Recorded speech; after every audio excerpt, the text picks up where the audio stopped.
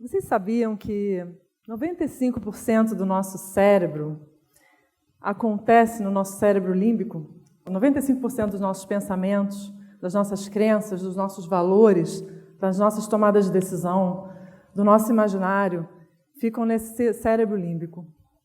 E é lá também onde se processam os modelos mentais. Então, agora eu vou falar com o cérebro límbico de vocês. A gente vive hoje, no mundo, a terceira revolução, a chamada revolução digital, revolução tecnológica. Essa revolução está trazendo muitos avanços, muitas mudanças nas nossas vidas, a maneira como a gente vive, como a gente se relaciona, como a gente trabalha, como a gente se alimenta, né? E muitos avanços positivos estão acontecendo no mundo, como celulares com reconhecimento facial, drones, carros automáticos, enfim. Coisas que a gente jamais imaginou fora da ficção científica, né, estão acontecendo nas nossas vidas.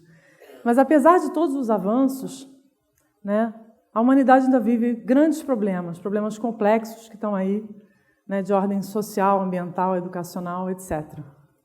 E como lidar com esses problemas, né? Se a gente adotar a lógica cartesiana, linear, que é a lógica do modelo industrial do século passado, ela não dá conta mais desse mundo de hoje, né? Porque ela é linear, e o nosso mundo não é mais linear. Ela está ultrapassada. Qual o modelo mental, então, que seria o ideal para nós? Qual o modelo mental do século XXI? Eu pergunto para vocês. E o modelo mental do século XXI, na minha visão, é o modelo do design. Então, gente, o que é... Vocês devem estar se perguntando agora, que modelo mental do design? O que é isso, né? Como assim modelo mental do design? E é o seguinte, o design, ele não é só uma profissão, não é só uma formação, não é só uma prática. O design é uma forma da gente enxergar o mundo, e essa é a forma como eu vejo o mundo. Quando eu decidi fazer design, eu não sabia muito bem o que era design. Eu achava que era uma coisa que projetava o futuro, a gente criava coisas novas, mas eu não sabia exatamente onde aquilo ia me levar. E eu venho de uma família que é muito criativa e muito curiosa. A minha mãe é uma grande ilustradora e ela fazia muitos retratos, muitos desenhos lindos, que me inspiravam muito. E quando a gente era pequena, ela fazia muitas coisas manuais. E meu pai é engenheiro naval, muito curioso também. E eu tinha uma avó que era pintora, que me ensinou as cores, as formas e os volumes. E tinha um avô do outro lado que era dentista. Mas ele não era só um dentista, ele era também um inventor, porque ele criava jogos para a gente, eu e minhas irmãs, e eram jogos incríveis, super criativos, super irreverentes, diferentes e originais. E hoje eu vejo que tudo isso me inspirou, porque, na verdade, todos eles estavam criando ideias, estavam projetando coisas. Eu só entendi isso agora, né? E essa é a minha vida. Então, eu fui fazer design com 16 anos, porque com 15 anos a minha madrinha me levou para conhecer uma agência de publicidade, onde ela trabalhava, e quando eu entrei no estúdio, existia um estúdio com pranchetas, que hoje em dia não existe mais, né? E quando eu entrei naquele estúdio, eu falei, nossa, eu quero trabalhar com isso, eu quero ser igual a essas pessoas aqui, eu quero desenhar, quero inventar, quero criar. E hoje eu entendo aquilo como, aquilo representava para mim um canvas, uma tela vazia perante o mundo. E eu acho que isso que é o design. E aí, como é que a gente traz esse modelo mental para hoje, né? Como é que a gente usa esse modelo mental do design no nosso mundo para resolver problemas complexos? E aí eu trouxe para vocês 3 ingredientes que eu acho que são fundamentais nesse pensamento. O primeiro deles é questionar. Nós, designers, somos muito inquietos. A gente está sempre se perguntando por que isso tem que ser dessa forma? Por que não pode ser de outra forma? Será que isso não pode ser diferente? A gente está sempre questionando, a gente está sempre desconstruindo a realidade e sempre querendo que seja melhor, querendo criar uma versão melhor daquilo. Isso é a nossa cabeça, nós somos assim. É um bichinho rebelde que mora dentro da gente que está sempre querendo melhorar as coisas. Então, essa atitude questionadora, que vem acompanhada de uma atitude, de uma postura investigativa também, de querer entender as coisas, é muito importante no processo, né, nesse modelo mental de design. E aí eu trago um exemplo aqui para vocês de um projeto do qual eu participei muito recentemente, na verdade, na semana passada. Eu conheci uma pessoa no Rio esse ano, em março, que é uma pessoa que trabalha com cultura e com mobilizações sociais, que é a Daniela, e ela me convidou para essa oficina numa cidade do litoral catarinense, onde a ideia era o seguinte: as pessoas, existe um problema de saneamento básico na cidade e as pessoas estavam inconformadas com aquela solução em vias de ser implementada, as pessoas da cidade. E aí ela organizou, a Dani, organizou uma oficina e eu fui conduzir esse processo através da lente do design e foi incrível. Nessa oficina tinham engenheiros ambientais, engenheiros florestais, agrônomos, arquitetos, paisagistas, antropólogos, biólogos, geólogos, geógrafos, muitas pessoas competentes.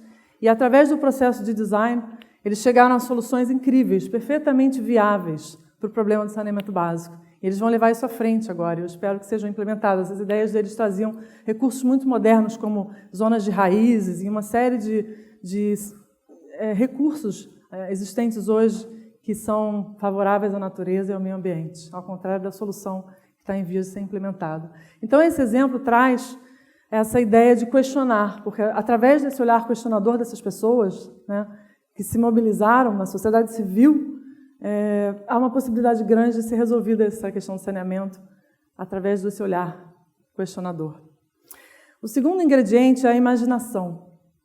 Porque a imaginação ela é o motor da criatividade, na verdade. Ela mora dentro da gente e a gente só usa ela quando a gente é criança. Depois a gente esquece, né? Porque a gente entra numa vida de trabalho e de modelo quase industrial, né? que é o vigente hoje nas empresas e nas escolas, e a gente esquece de ser criativo, a gente esquece que a gente sabe criar, a gente sabe ter ideias. E é a criatividade que faz a gente andar para frente, faz a gente sair da onde a gente está e dar um passo para frente ou para o lado, para criar coisas diferentes, para inovar. Ela é o motor da inovação. E como a criatividade pode ajudar nos projetos, né? Na resolução de problemas? E aí eu trouxe esse exemplo, que eu gosto muito. É o seguinte: eu estava dando um curso no Rio, há alguns anos atrás, e um curso de design thinking, na verdade, e uma pessoa, em geral participam pessoas que são da área ou de áreas, né, semelhantes, mas tinha um médico lá fazendo esse curso e ele ficou encantado. Ele até criou uma ideia muito interessante no curso. E alguns meses depois ele me ligou, Cláudio. Ele trabalhava num hospital no Rio de Janeiro, um hospital estadual. E ele falou: Clarice, você não quer fazer um projeto no hospital para a gente pensar um problema muito grave e usar o design para isso? Eu falei: lógico, vamos fazer. E aí a gente montou uma equipe de voluntários, que são esses que estão aqui na foto, e fizemos um projeto para eles, focado nesse problema da higienização das mãos no CTI. Era um problema bem específico, mas que, por incrível que pareça, ainda é a causa de muitas mortes, muitas infecções, muitos problemas hospitalares. Um problema simples, mas muito, muito abrangente, na verdade. E aí a gente fez uma oficina também com pessoas do hospital. A gente fez, na verdade, um projeto, uma imersão, começamos com vários setores do hospital, desde da parte de manutenção até áreas técnicas com os médicos, e juntamos todos eles para pensar soluções. Médicos, chefes de seção, enfermeiros, chefes de enfermagem, técnicos de raio-x, enfim, todos os níveis do hospital estavam ali juntos. E eles pensaram soluções incríveis, que eu jamais imaginei. Por exemplo, um dos grupos criou uma solução que era um anjo hospitalar. Era uma pessoa que ficaria responsável por tomar conta da lavagem das mãos de todos que entrariam no CTI. Ele teria um papel um pouco de anjo.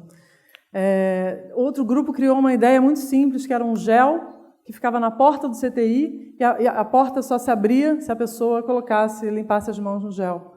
Uma outra ideia envolvia gamificação. Enfim, uma série de ideias incríveis para um problema complexo, né, criadas por especialistas e em times multidisciplinares. E quando eu fui fazer design, eu tinha 16 anos quando eu entrei na faculdade.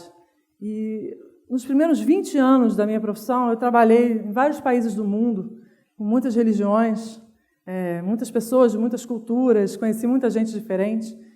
Só que depois desses 20 anos, eu falei: eu preciso mais, eu preciso trazer o design para as pessoas. E hoje eu trabalho com esses processos de facilitação, de criação, cocriação, para ajudar as pessoas a pensarem como designers. E eu adoro fazer isso, é isso que eu faço hoje nas oficinas, nos cursos, nas organizações, nas instituições, em casa, com os meus filhos, eu trago isso para tudo.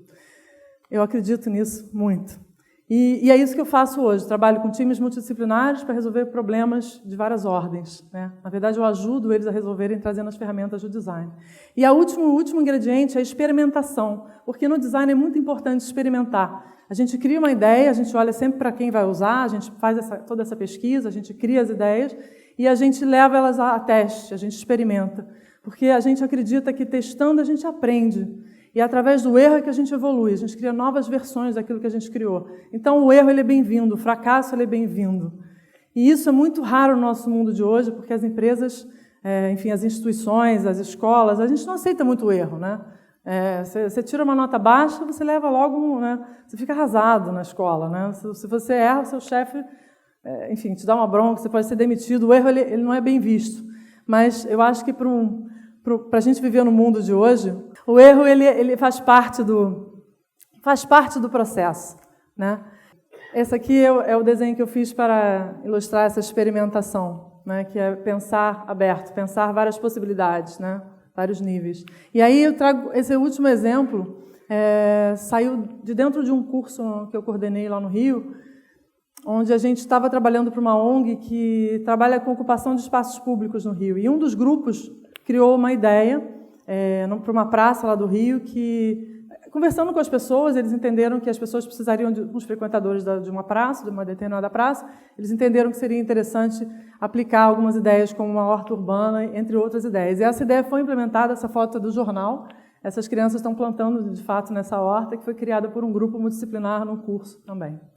Então, eu acredito que o design possa trazer esse modelo mental que mora dentro do nosso cérebro límbico, né, e que ele seja muito importante, fundamental, como um potencial motor transformador para o nosso mundo de hoje, que está com tantos problemas, e a gente tem isso na mão como ferramenta. Então, o design para mim é como se fosse uma lente, e eu acredito que todos nós possamos olhar através dessa lente.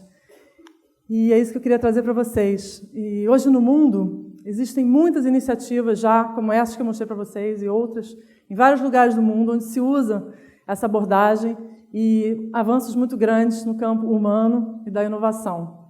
Então, eu desejo que vocês experimentem e conheçam essas formas de olhar o mundo. Boa viagem. Obrigada.